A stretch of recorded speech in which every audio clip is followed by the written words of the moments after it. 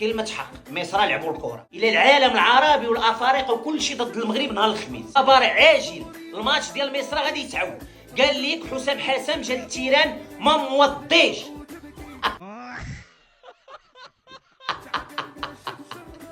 وسير اصحيبي سير، مصر ام الدنيا والمغرب ابوها. هذوك اللي تيسبوا المغرب يلا باي باي مع السلامه. قسما بالله الا شجعت انا الارجنتين، ولكن كلمة حق، مصر لعبوا الكرة من الاخر. مصر لعبت كرة وتقاتلات، ولكن باي باي مع السلامة. وتندوي مع الافراد اللي تيمثلوا المصريين، الحشرات البراغيث. اما المصريين الرجال ما تيدخلوش في هذه المناوشات مع المغاربه، حيت حنا عارفيننا حنا الاولين في العالم العربي وفي افريقيا وديما مغرب. ونقول لكم واحد الحاجه قسما بالله، الى العالم العربي والافارقه وكل شيء ضد المغرب نهار الخميس.